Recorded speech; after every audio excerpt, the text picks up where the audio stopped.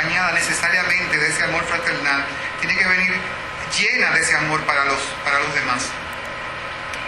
Continuamos en Primera de Juan 3:18 y dice: queridos hijos, no amemos de palabra ni de labios para afuera, sino de hechos y de verdad. Ahí está claro, ¿verdad? Y en Romanos 12:9 dice: el amor sea sin fingimiento, aborrecer lo malo, seguir lo bueno. O sea, no es solo la apariencia, es agradable una sonrisa, es agradable recibir al hermano con demostraciones de amor, de un abrazo, de darle a la mano, de mirarle a los ojos y sonreírle, pero eso no es suficiente.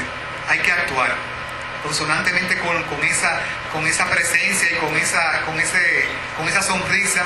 Tiene que haber una demostración de que si el hermano te necesita en un momento de dificultad, tú estés ahí presente, demostrando que tú tienes el amor que Jesucristo puso en tu corazón para dar, porque de Él lo recibimos, pero de Él tenemos también que dar al otro.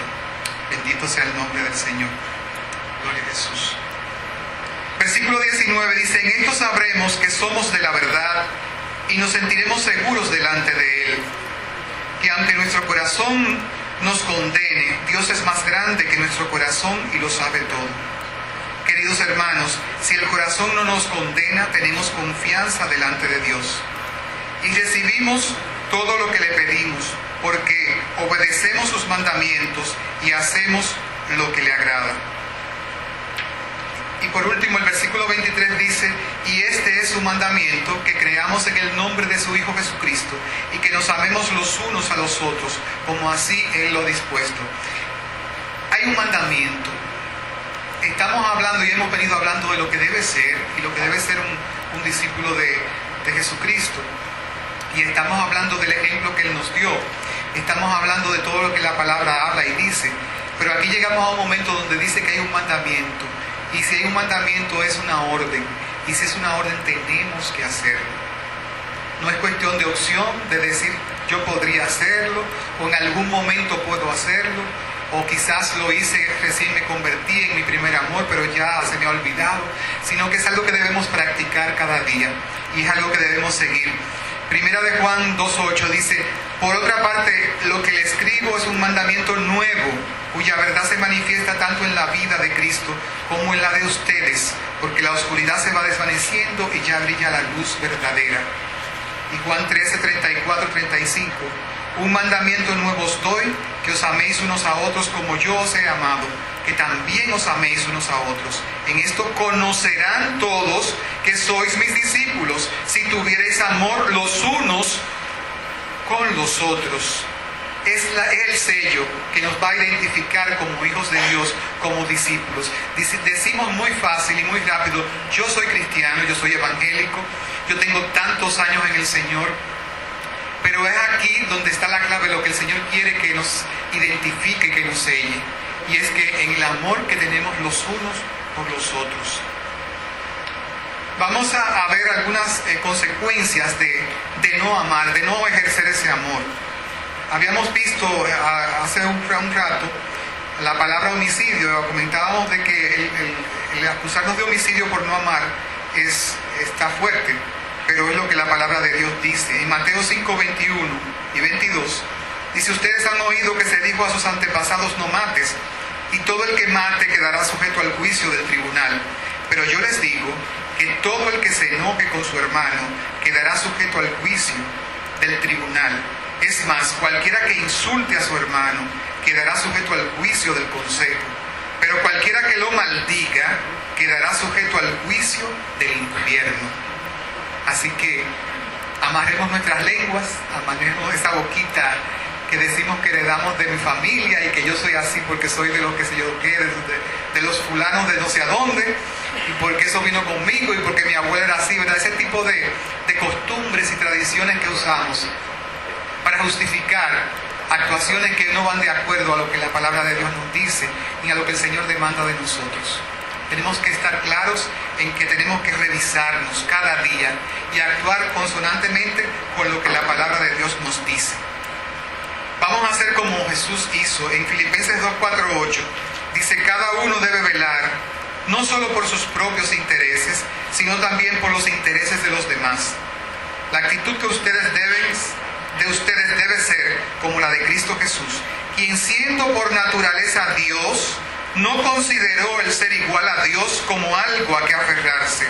Por el contrario, se rebajó voluntariamente, tomando la naturaleza de siervo.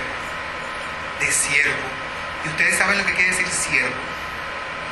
¿Quién me dice? ¿Alguien me dice qué quiere decir siervo? Servidor, dice el hermano allá, ¿verdad? Servidor. ¿Y a qué vino Jesús? A servir. Y ese fue el ejemplo más grande que nos dio. Siendo Él Dios quien era, siendo Él el Hijo de Dios, el unigénito Hijo del Padre, viene aquí como servidor, a dejarnos ese ejemplo a nosotros. Y el que sirve tiene que tener amor. Sin amor fraternal no puede haber buen servicio. Usted puede hacer las cosas y de mala gana o por obligación, y no tiene la entrega ni tiene el valor delante de Dios ni delante del que lo recibe, como cuando usted lo hace con verdadero y genuino amor de Dios. Entonces tenemos que imitar a Jesús, tenemos que imitar cómo Él lo hizo, para que podamos entonces caminar hacia la estatura del varón perfecto, como dice su palabra. Dice Santiago 2, 15, 16: si un hermano o una hermana están desnudos y tienen necesidad del mantenimiento de cada día, y alguno de vosotros le dice, id en paz, calentados y saciados, pero no les dais las cosas que son necesarias para el cuerpo, ¿de qué aprovecha? Muchas veces hemos pasado por esa situación. A veces tenemos dinero en el bolsillo y viene alguien que sabemos que tiene necesidad y le decimos, Dios te bendiga y que el Señor te prospere y que el Señor abra la puerta de los cielos, y decimos muchas palabras bonitas y acuerden a la palabra, pero no metemos la mano en el bolsillo. Eso no lo hacemos. Y entonces el Señor demanda de nosotros que hagamos eso, que lleguemos hasta allí, que demostremos ese amor. Bendito sea el nombre de Dios. ¿Qué hay por ahí? Gloria a Jesús. La luz versus las tinieblas. Si estamos en el Señor, tenemos que ser hijos de luz y andar en la luz. Debemos alumbrar. Primera de Juan 2, 9, 11 dice, el que afirma que está en la luz, pero odia a su hermano, está todavía en la oscuridad. El que ama a su hermano permanece en la luz, y no hay nada en su vida que lo haga tropezar. Pero el que odia a su hermano está en la oscuridad, y en ella vive, y no sabe a dónde va, porque la oscuridad no lo deja ver. La falta de amor nos puede sumir en la oscuridad. Es lo que dice este versículo, lo que yo interpreto, ¿verdad? No sé ustedes. Y dice que cuando hay luz, todo lo contrario, no habrá nada en su vida que lo haga tropezar. Si estamos buscando la luz de Jesús, si estamos buscando la dirección de Él, si andamos conforme en obediencia a lo que Él nos demanda y hacemos como Él dice, pues vamos a salir victoriosos de todas esas pruebas, no vamos a tropezar jamás. Hay un señor llamado Demos Zakarian, ¿verdad? Que quizás Wilson debe conocerlo, haberlo leído en Amel, esa gente que lee mucho, que fundó un movimiento internacional de hombres de negocio, buscando la forma de cómo unir, aunque fueran de religiones diferentes, ¿verdad? Eso habría que verlo. Y él fundaba su ministerio en el amor, precisamente en Cantares 2:4, que dice, su bandera sobre mí fue amor. Esa era la base de ese ministerio. Y él creía en que el amor podía salvar esas diferencias entre los hombres. Y fue un movimiento que creció por el mundo entero. Creo que existe todavía, ya él murió, pero todavía existe en el mundo. Y debemos nosotros, ¿verdad?, en creerlo también así. Él fue un cristiano de verdad, pentecostal, y ejerció ese ministerio creyendo que Dios podía hacer la diferencia entre los hombres en el mundo, y a veces la diferencia entre sectas religiosas, entre denominacional, ¿verdad? Que muchas veces nos separa de que, no, porque aquel es bautista, porque aquel es, o sea, lo vemos como con cierta distancia. Y si somos hijos de Dios, debemos buscar, sobre todo dentro de lo que se predique palabra sana de doctrina, donde las diferencias no sean tan grandes, tan abismales, buscar la unidad bajo el amparo de esa gran sombrilla que es la palabra de Dios y que es el Señor. Vamos a Génesis. Cité a este hombre, a Zacarías, Demos Zacarías, porque él escribió una serie de puntos que tenían que ver con el amor fraternal, y a mí me gustó para compartirlo en esta mañana con ustedes.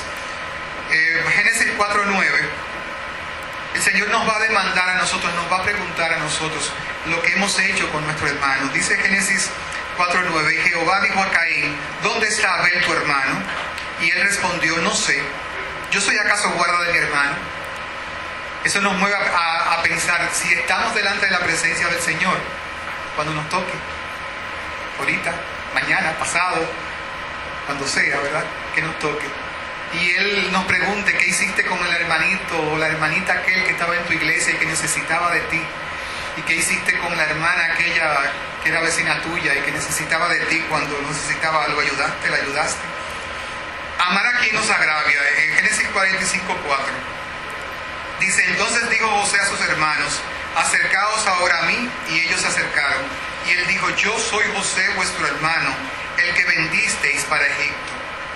Conocemos también la preciosa historia de José, ¿verdad? Todo el que, si alguien no la ha leído, pues que vaya a la palabra y lea una de las más lindas historias que tiene la Biblia, que es la de José, y cómo fue por celos, porque era el hijo predilecto de su padre, vendido por sus hermanos.